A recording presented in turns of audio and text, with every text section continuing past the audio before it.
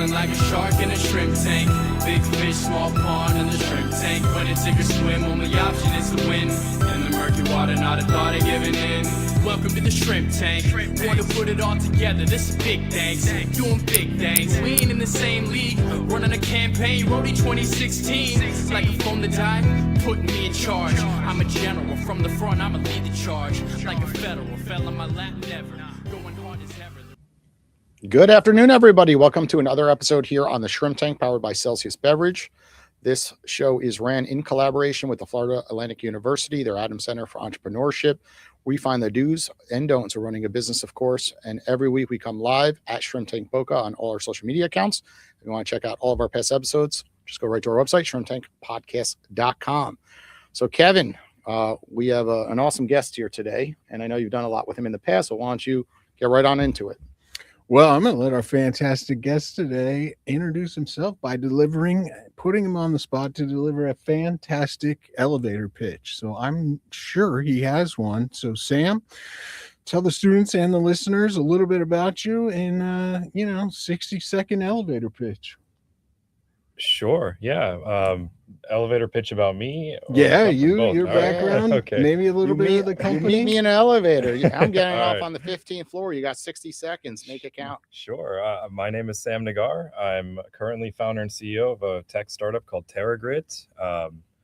I've got a technical background. I worked at Microsoft for a little bit out of school, and I sold my last company to Siemens, the German conglomerate. So live here in Boca. It's nice to be here, and short drive. So appreciate being here. Yeah, it's a fantastic background and really interesting. Worked with some of the largest tech companies in the world and then started your own. You started one, sold it. Now you're starting another one. I can't wait to learn more about that. But first, we got to get into a game. And before we do that, let's introduce Jake. Jake, why don't you say hello to the audience, as well as tell them about the project that you're working on in my class. Don't reveal any of the intellectual property, though. Oh, of course not. My name is Jake Bounds. In class, we're building a super top secret ceramic coating for sunglasses. And this is something like all the groups build a product and bring it to market. It's been pretty exciting and fun to work with a group and build something actually real in class. Nice. All right, well, let's play a game and see if you're any good at it. Oh yeah, it's gonna be a woozy. All right then. My name is Sam as well. Today we're gonna play Startup Face Off. So I'm gonna give you two companies in a similar industry. You're gonna pick one that you think did better over the long. These are real companies, and you're gonna tell me why you think this one did better and why the other one didn't.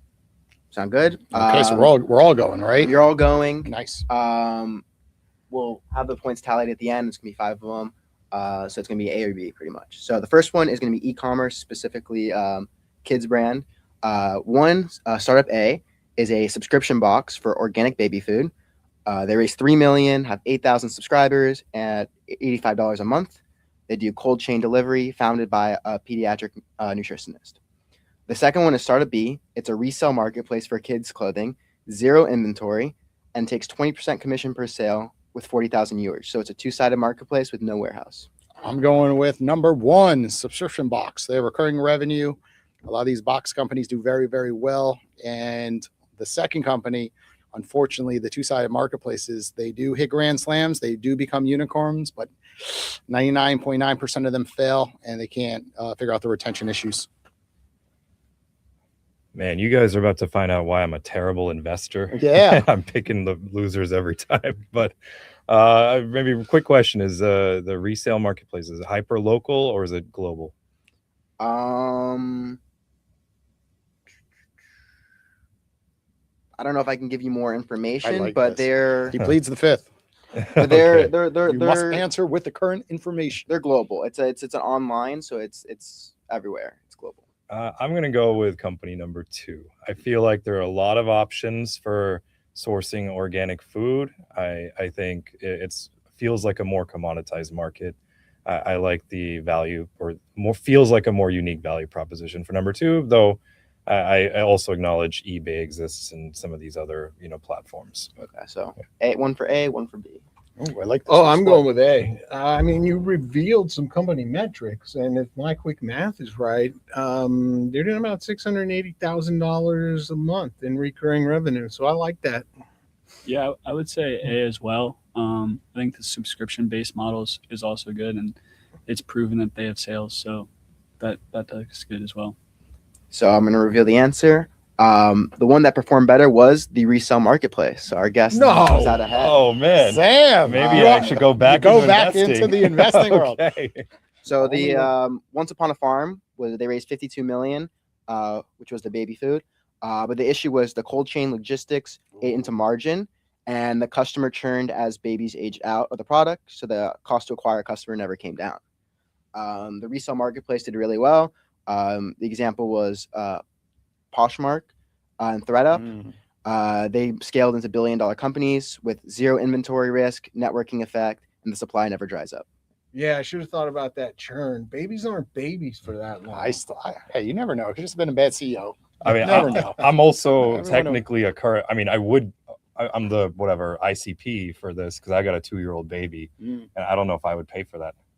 All right, on to the next one. Okay, this time we're going reverse. Okay, Reverse? I like All right. this. Sounds Keep good. going both ways. The next category is real estate tech.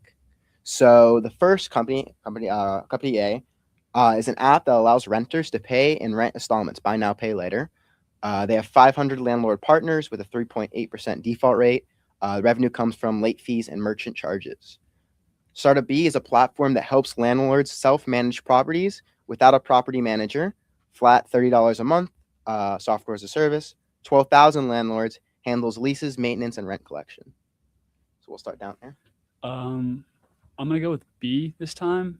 I don't know. I feel like it might be harder to convince, like for option A, to convince landlords to take on that platform. And I think there's probably a lot of landlords that want to get out of or to get away from the management costs. So to take it on themselves would be good. So I'm gonna go with B. Okay. Kev? I don't know. These are hard, These are right? hard. I like so This is a great game. You look at the emergence and just scaling of buy now, pay later. So, I think A, I'd really like that. But then the other one sounds good too, plus the default rate. Jake got the last one right. I'm going to cheat off him and go with B. Okay. I actually got the last one wrong. So You we're did? Yeah, we're still in together. Well, you guys are a team back down there. Yeah. Okay. Sam, can you go 2 for 2? I normally do see a value proposition for buy now, pay later. I'm not a fan of it for rent. I think if you're not able to make rent, you're just going to keep accumulating that debt, and next month's due in a few weeks. At least with other BNPLs, you can those are kind of one-time or optional purchases. You can turn the faucet off. I think the first one ends up just a lot of people defaulting and never collecting some of these fees. I'm going to go with company 2. Okay, I'll live on the edge here. I'm going company 1 because everyone's doing it now. Look at the banks. Like you log into your credit card statement and you're like, why do I need to pay later for my toothbrush? But it gives me that option. And as much as we know it's not good long term, that's not who's coming out with these products. It's some business owner that realized they could capitalize on it right now, make a fortune. And of course, I've been a landlord before. If there's no added risk to me and I could give someone this option because that other party's assuming the risk, then to me, I'm like, why not? Let them make the wrong decision, pay for rent later, overspend, and it's not my problem. So I'm going company 1. All right. Well, one of the things to consider is that one of these businesses got more valuable as the interest rates went up. So the issue and the losing one was buy now, pay later. They lost. So the winner was startup B. The reason that buy now, pay later did poorly was because they're raising cost of capital, spiking tenant defaults, and security all hit at once, which caused them to shut down in 2023, 2024. So that was Flex until. The winner was Turbo Tenant and Hemline, option B. Landlord SaaS companies thrived through the rate hikes when the market tightens and landlords cut property managers first and need software more than ever. Okay. All right. Next one this is 3rd out of 5. Is the health and wellness space. The first company A, telehealth, platform for mental health therapy. They charge $150 per session, insurance accepted, and have 60,000 active patients. And therapists are contracted as 1099s. And then startup B is a breathwork and meditation app, no insurance needed, $19 a month, with 22,000 paying users, with no practitioners on payroll. We'll start back over here. I'm going to go with number one, being that they could accept insurance. That is a huge plus, and there's less friction to get in touch with a medical professional. So I will stick with option one. This is the hardest one yet. Yeah, this is it, both of them. And I know nothing about this either of these two industries. I feel like my gut feeling is maybe company two. I feel like there'd be a more like maybe like zealous community, devoted, user base that, I think will kind of use it more regularly. I think with the, whatever the therapist one, the first one, I think there's a little bit more commoditization there. I think, even I like the idea, I like them accepting insurance. That's definitely a big plus, but, also I think the customer base, has a lot of options, can potentially be unreliable customer base, but I'll go with company two. So I know this space a lot better than real estate, and I think I know both the companies, so I'm going to go with company two. All right. Kind of just taking a shot in the dark here. I'm going two as well. I like All this. right. I'm the only one that went with one. Well, Contrary. I think Kevin might have caught on. The first company B was the correct with Calm Headspace. Yep. We talked about this previously. Calm hit a $2 billion valuation. It's pure SaaS margin, no insurance complexity. Customers stay subscribed even when life is good, and the app becomes a daily habit. The issue with number two, which was Cerebral and Talkspace, they raised a lot of money, but they faced regulatory investigations, brutal therapist churn, and insurance made unit economics nearly impossible. And the big issue is as 90% of successful patients stop paying. Churn again. Again, just a bad CEO, I think. Unfortunately, if the right person was at the helm, it is true though. Yeah. Lots of times you read It these does start at stories the and top. everyone says that, oh, they fell for this reason, but you don't know what's happening at the top and You're how just they got picking through the bad pain, ideas. Keep going. right? All right. 0 for 3. The fourth category is food and beverage. So the first one is a CPG energy drink targeting gamers. It's in 8,000 retail stores nationwide.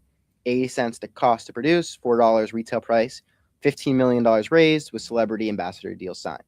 The second one is a DTC hot sauce brand, sold exclusively online, $14 per bottle, 3-person team. They were profitable from month 8 and raised $0.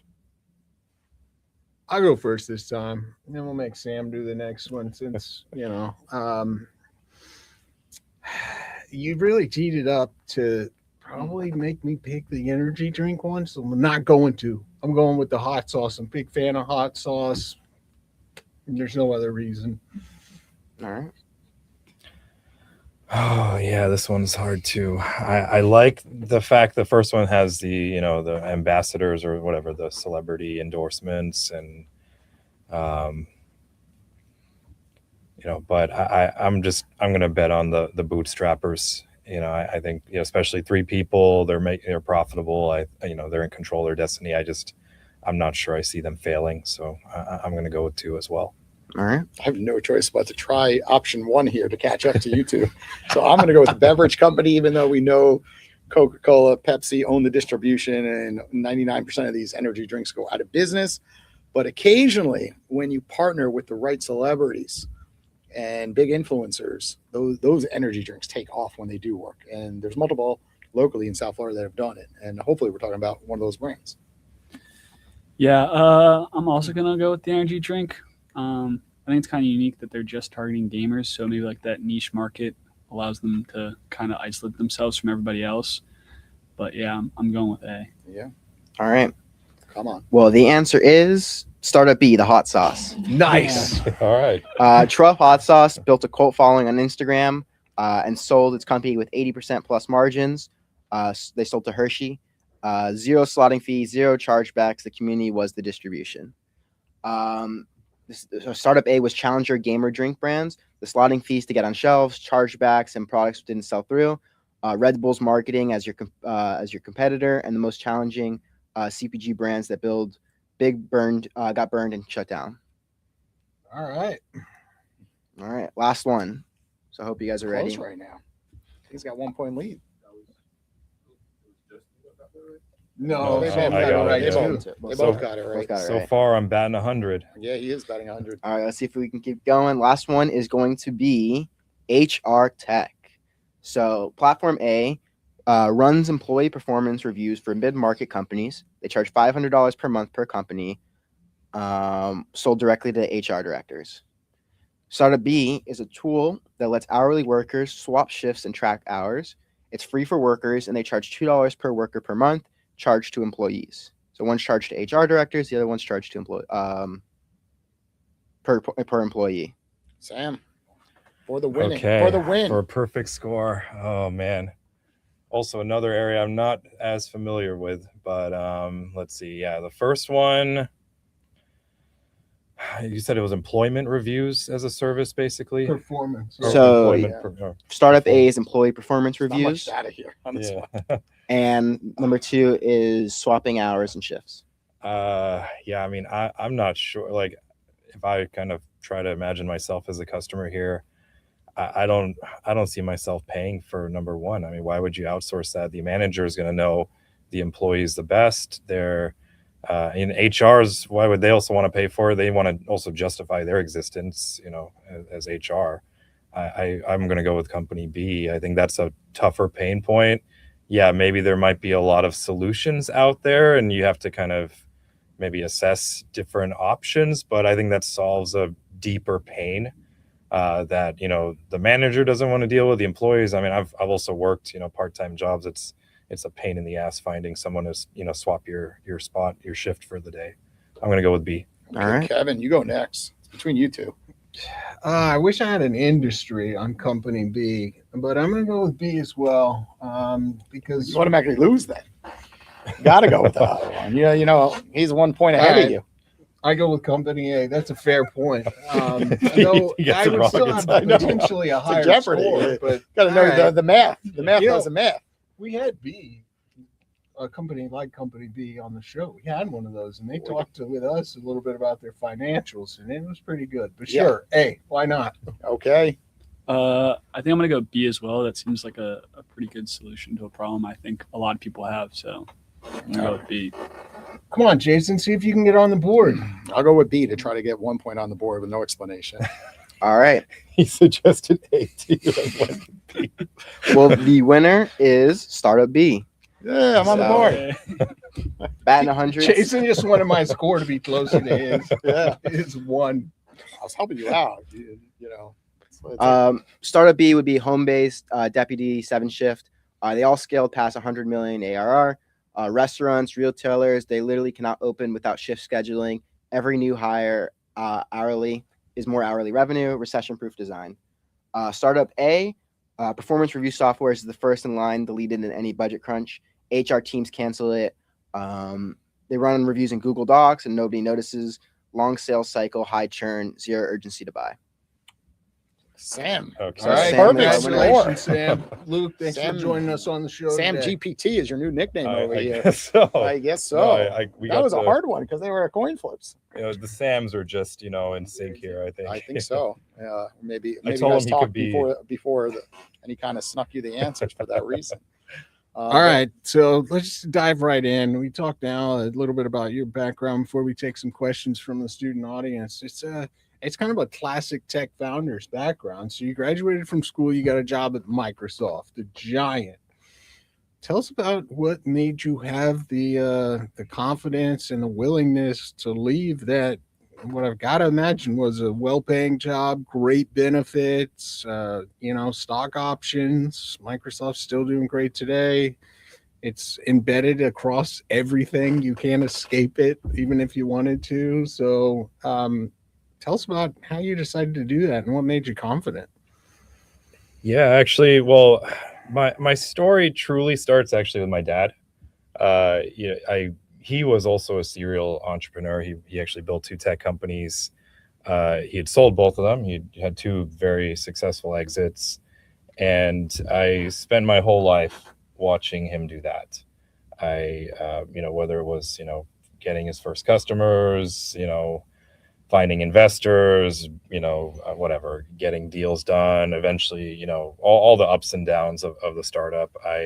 He's really the OG. I always joke, that I was, at least probably reading my first term sheet at 3 years old. That was, I think, probably the biggest inspiration for me. I went into Microsoft knowing that I probably wasn't gonna, end my career there, and I wanted to spend that time, building good habits, learning to build world-class software, because I knew I wanted to build a software company. I think a lot of it just came down to how long I was spending there, at what point I felt I, developed the skill set, at least, or the, confidence to some extent, in my ability to build, myself. But I think I always knew the path. Interesting. Talk about the skills that you took away from that Microsoft experience. So often students graduate from college today and they're saying you could take risks, like just jump into entrepreneurship, right? You could have an Instagram page for free, a website for free, and a lot of things for free these days. And some people advise students just go for it, and some say no, go get the experience on somebody else's dime, right? Microsoft pays great benefits, got a great job, and you learn how the big companies operate and why they have HR policies in place, right? Young professionals are like, oh, why do we need that? Like their Nikes look cool, let's just hire them, right? Like there's all these different reasons why they hire someone, but they're overlooking the red flags. Where Microsoft, no way, full background checks, takes months to get through to officially be hired, right? Salary raises take time. They don't just say overnight you get a raise. So can you speak to which one you prefer, and then kind of some of your background personally? Yeah, it's a great question. And, I would say a lot of it comes down to what kind of business you're going to ultimately build and what the opportunities you have in front of you look like. I don't know if I would paint a broad, stroke or generalization necessarily, but at least, for my situation, building a tech company, you're going to be managing engineers. You're going to be building, products that, are, for the most part, I mean, it's a technical skill set you need to, envision what's possible, to, understand timelines, be able to, really, scope it out properly, all of that. So I had an engineering degree, that obviously was a big help, but I never built production grade software. I had never, actually seen what goes into it. When you go and you take a job at Microsoft, you see it's not just about the code. Obviously, a lot of it is, but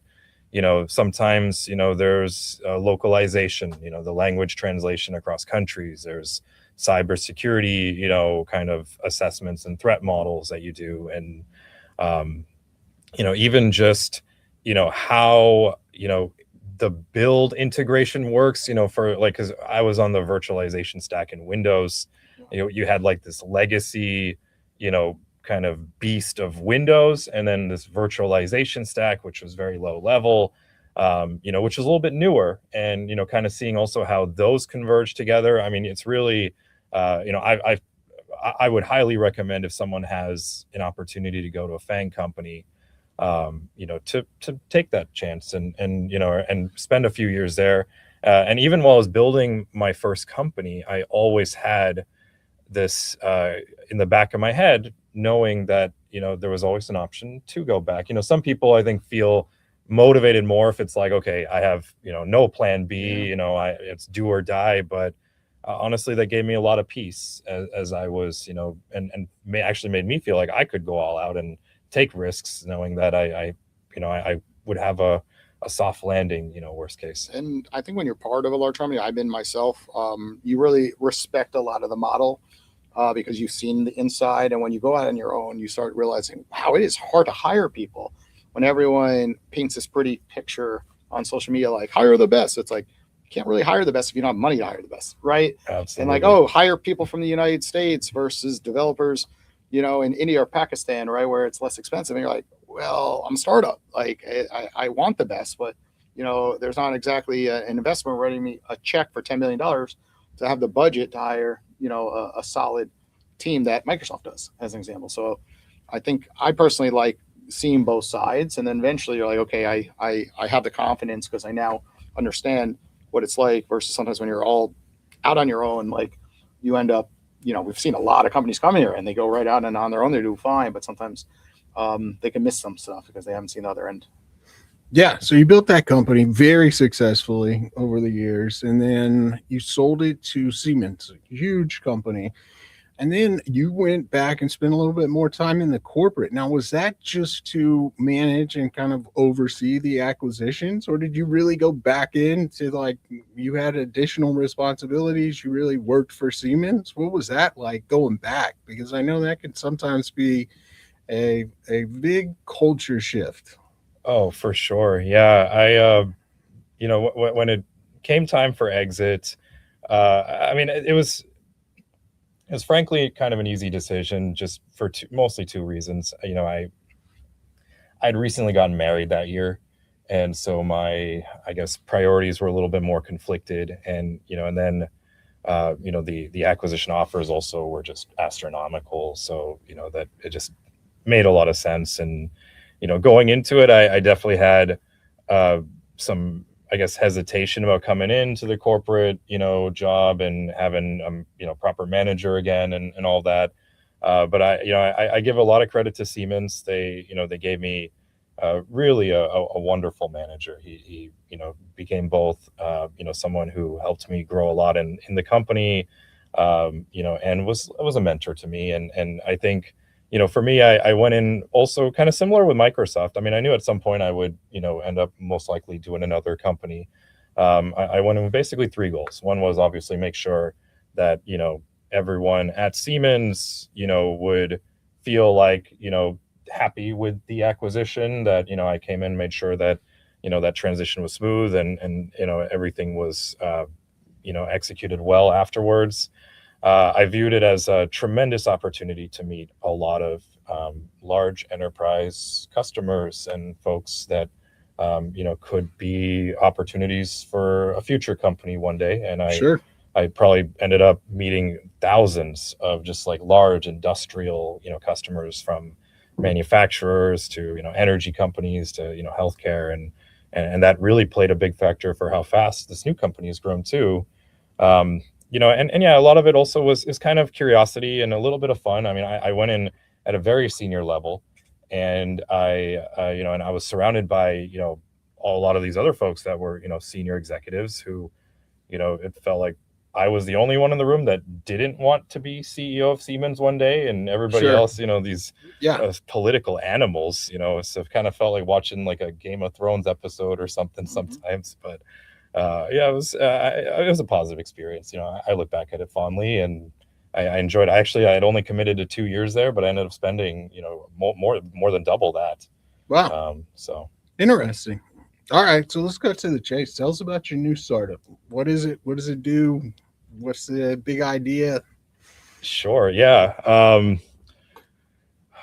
I'll start by maybe just painting a picture. If you just for a moment, imagine that, you're running a factory, could be producing anything. Maybe it's, whatever, hot sauce, hot sauce, or yeah, some CPG product maybe. And that factory now, is running well as it is. You are producing, hitting your numbers, but at the same time, you're questioning to yourself, okay, what if we could produce more? What if we could be better at it? What if we could be more efficient, save costs? But you don't want to mess with it too much, because if you, start, tweaking, experimenting, sure, you're going to have downtime. This applies to factories. This applies to warehouses. This applies to retail stores. We work with all kinds of these companies. And we realize that the inherent risk in experimenting in the physical space, especially a sensitive space like this, created an opportunity for us to build basically a virtualization engine for these pilots projects, as they're called. And so basically it's like a simulation tool. You can create a virtual model of any of these spaces, of a factory, warehouse, retail store, utility station. Even we have Universal Studios theme park as a customer. So wow. Yeah, that was also a fun one. And so they use this as a planning tool, a kind of experimentation sandbox to test out their new pilot ideas. We brand ourselves basically as the Canva of simulation, kind of like what Canva did to Photoshop. There's a lot of these 40-year-old legacy tools that are only usable by engineers, that take time, they're expensive. You're going to spend millions of dollars, wait 2 years, and maybe get something that you can now kind of sandbox and experiment for these environments. But the pace at which industries move today, that it just makes these legacy tools impractical for a use like that. Very cool. And just so the students really see the scope of the business, like how many employees approximately, where is the location of the business? Yeah, we're going on 2 years old now. We have 150 employees. They're mostly distributed. We have some folks here. I'm based here. We have some folks out in California. We have a pretty substantial operation out in India. So yeah, managing a distributed team is definitely a big part of it.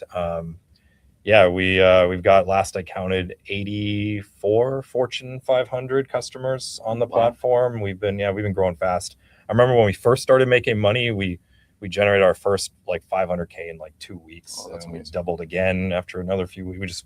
We've already doubled last year's revenue. All of 2025 revenue, we've doubled in the first 2 months of this year. Now, do you raise capital or self-fund? Yeah, we've raised. The first company was a little bit more bootstrap. I was so bad at pitching VCs. Like I was, like, you ever see that show Silicon Valley?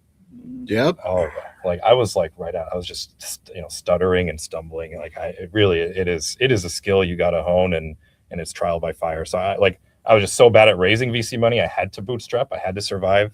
We ended up raising much later in the first company when we were like 8 million or so ARR.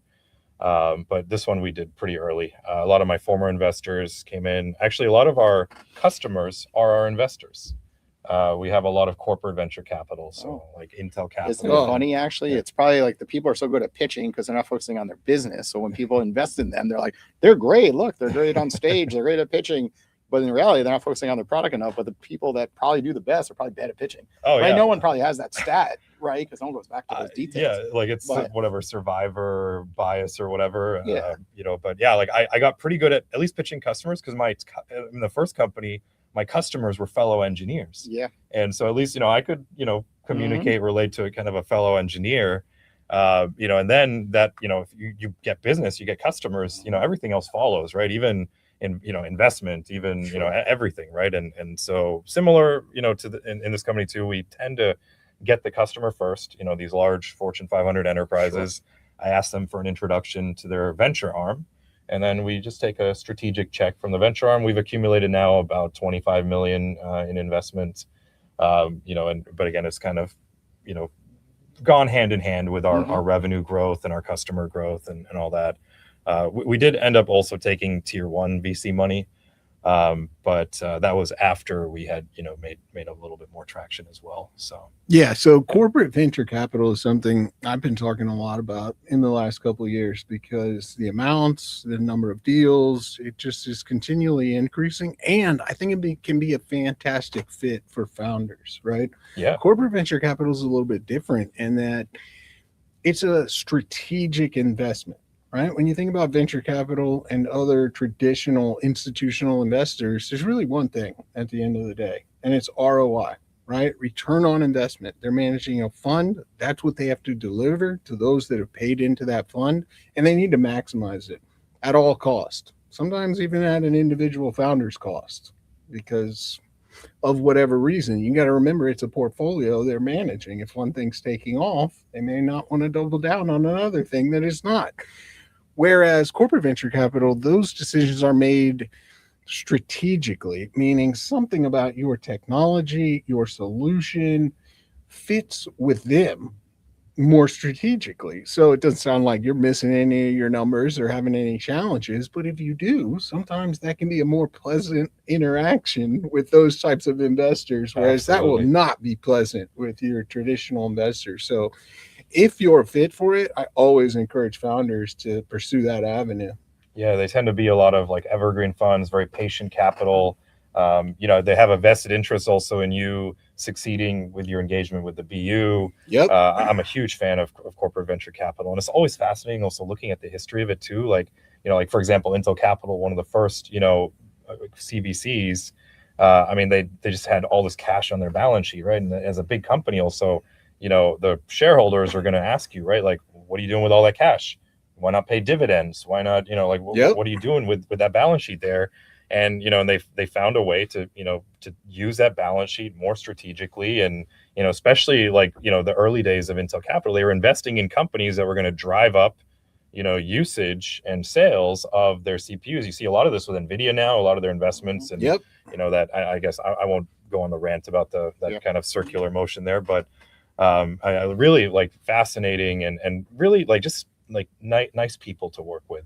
Yeah, and it's a good fit all around, like you said, the synergy, because the other thing is, historically, large corporations aren't that great at innovating themselves. Yeah. So it also solves for that, because these are innovative companies that do want to be involved in innovation, but maybe let a semi-independent founder take care of that without all the corporate bureaucracy and all of the things that can kind of stagnate or constrain innovation.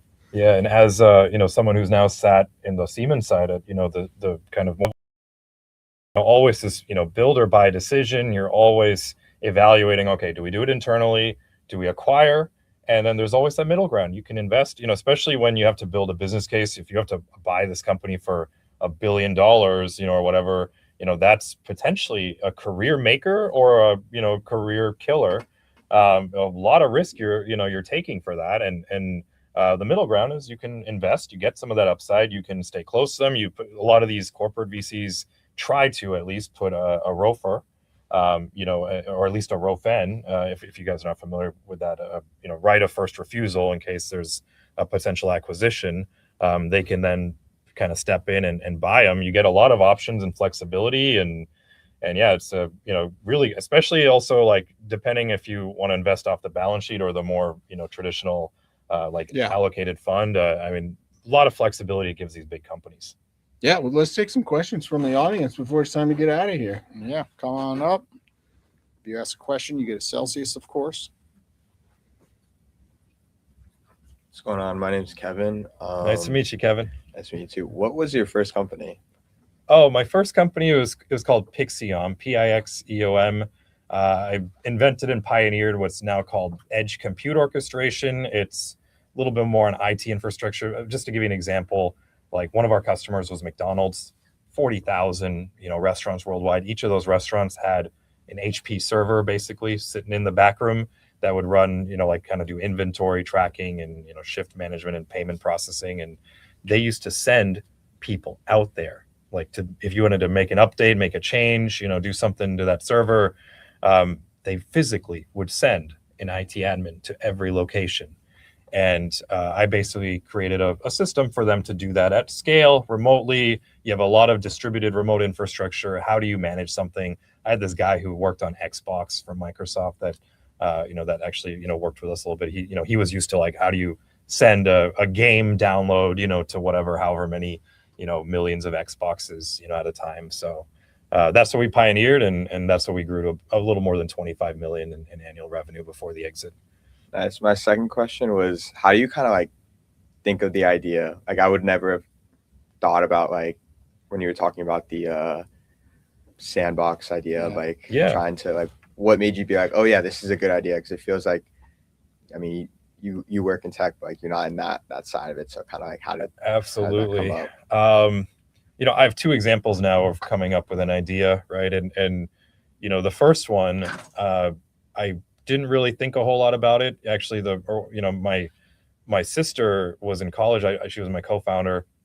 She was trying to apply for jobs, and she wasn't getting any jobs. Everyone was rejecting her. And the spirit of that originally was just, let's just build our own company. F them. Are we allowed to curse on this? Anything goes. All right. We just were all right, we're just going to build a company.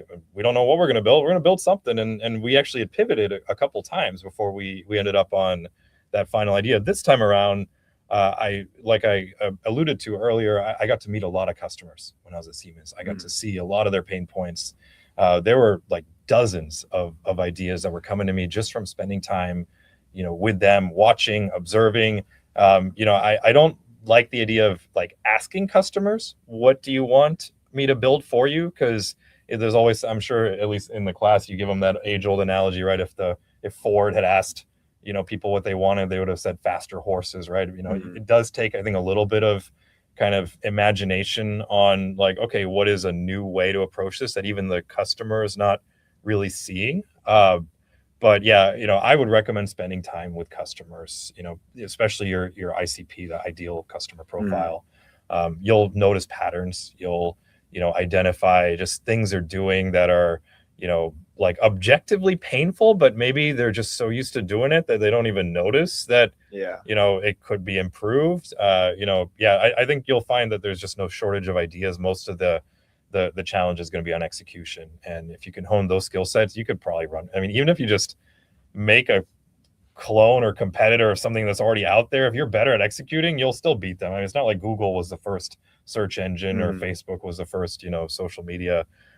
So I would maybe put less emphasis on the idea itself and more on your abilities and skill set to execute, and you'll be unstoppable. All right. Thank you. Yeah. Hello, my name's Jake. Kind of a similar question to the last one, but you said working at a big company like Microsoft, it obviously gave you a lot of skills in the industry. I think this goes for a lot of people, or for me at least. I want to graduate and then work for a bigger firm for a few years and then start my own company. What were some big things that you took from working at a large firm like that you were able to implement into your startup? Yeah.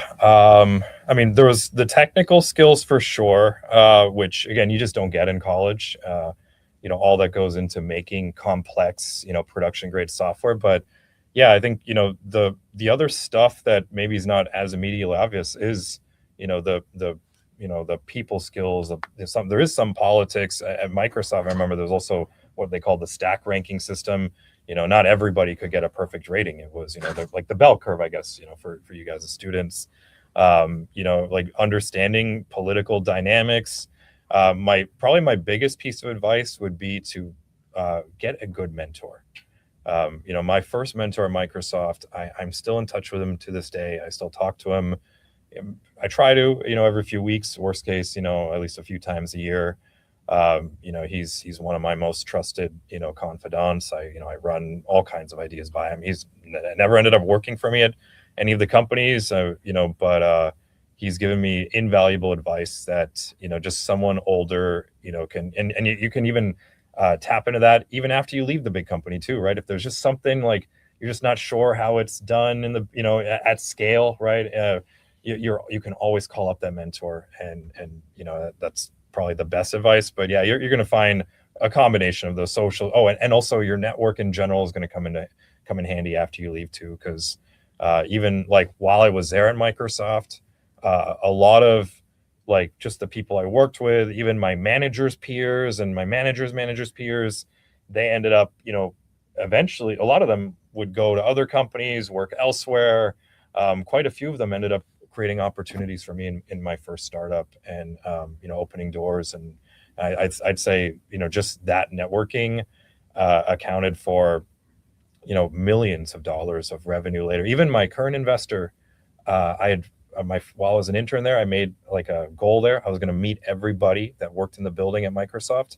One of those people in that building at Microsoft ended up being at one of the VC firms later, who remembered me, this madman intern who went around the whole building introducing himself. Like, go do that. Go meet everybody, find a good mentor, hone your technical skills. I think you only need like 3-4 years. Like, you don't need to spend a whole lot of time there. But yeah. Cool. Thank you. Absolutely. And don't take something remote, take something in person. Yeah, for sure.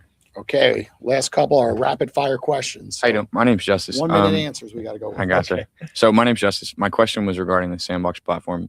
Yeah. I was just a little confused on how it works. So is it a visualized model? Does your team, fulfill the request of the bigger companies and then they work with the team, or is it solely a software that the company uses itself? Great question. It's, it's actually both. At its core, it's a self-service tool. Anybody can use it. The customer can use it themselves. A partner can use it. We can use it. But I don't know how well you've studied companies like Palantir or even like OpenAI is doing it now. They have what's called the forward deployed engineer. They do services for their customers. We do have a small team that does offer that service to the customers. Look, if you don't want to use the tool yourself, operate it, we will build for you on the platform. Our goal is just to drive up usage. It has some visualization. It has basically the ability to kind of, drop in any new ideas you have. We have like models of like a robot, those cute robot dogs or creepy robot dogs. You decide, I'm a dog guy, but anyways, but like that, there's a model of that you can drop into any environment, and it's all interoperable. And if you want to pilot robot dogs to like do something the person was doing, you can do that immediately. It's a nice little workflow manager. It kind of almost looks like a video editing tool. If you've ever, that was really what I was visualizing. That's why I was curious. Yeah, it's really nice. Well, feel free to send me an email or whatever. I'll show you a quick tour, or give you a demo video. Thank you, sir. I appreciate you. Absolutely. All right, I'm back. Sam 1. Sam 1 is back. My question is, because you were talking about AI, like how do you leverage AI within the company, within the product? The big thing right now is a lot of SaaS companies are kind of being challenged by Claude and all these other AIs, saying that they're going to get replaced or whatever. So you have to leverage it within your product. So I was wondering, do you use Gemini, Claude? Like, how do you use it in your workflow, but also the product itself? Great question. I'm going to try to keep the answer short because we want to get to the questions about shrimp, I assume, right? Of course. But anyways, so we do use AI to help us with development. We use AI for the build process. We, sometimes try out some of these AI tools to like generate a deck or something, kind of just to enable us as a team. The product itself has AI to mostly accelerate and make easier the customer experience. Now, my maybe quick commentary on the debate about, is AI killing SaaS, or not, and whether that applies to us. I think a lot of it's overblown. I think people who actually work with AI know its limitations, and I think as you, I'm not trying to, be mean to any companies in the space or anything like that, but I think, one of the trends that people are noticing is that these companies, ever since like GPT-4, have hit a wall.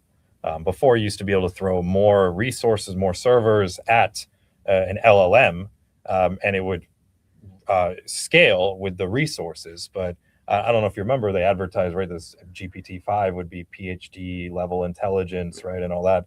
It turns out you can't just keep throwing servers at it. You have to create a breakthrough, like the transformer architecture, that Google did, and there needs to be a new breakthrough for people to see those significant jumps now in AI capability. So, what you see now is it's like it. I'm not saying there's not going to be breakthrough. There probably will be, but at least for now, there's only so much AI can do. Even we've seen as we use it, like it gets our customers maybe 80% there, and then they have to do a little bit of self-service beyond that to tweak it and configure it. So I think understand, try to put some time into understanding AI so that you can then see what's hype and what's not, and where we're at. And yeah, to be fair, where we're going is very exciting, but we're not there yet. And I would say, SaaS, SaaS enabled by AI is the play, and that's, what we're doing as well. But I don't know if it's necessarily one or the other. Yeah, and I'm sure Sam knows all about this and can speak about it technically, but we don't have time. But these companies, I alluded to Microsoft earlier, are so deeply embedded in the software infrastructure and the organizational operations that it's not so easy to just be like, hey, today for our 2,000 employees, we're moving away from Salesforce. And we're just going to turn it off. Like, no, there are dashboards, there's CRMs, there's databases. So it's going to, I think, be much easier for companies like Salesforce, like Microsoft, like whoever, to integrate AI than re-envision the whole system without a Salesforce or without a Microsoft. That's the way it's probably going to play out. Yeah. All right, this show's over. Sam, tell the folks how they can get a hold of you if they need to. Yeah, I'm on LinkedIn, Sam Nagar, SAMNAGAR. I'm going to be on this app as well, Owl. Yes. Owl app. Yeah, my email is sam@terragrit.com, TERRAGRIT.com. All And right. yeah, look forward to chatting with you We'll guys. see everybody Yeah, in thanks 2 for joining weeks us. from now. Next week is spring break. Woo! Take care, everybody. Okay.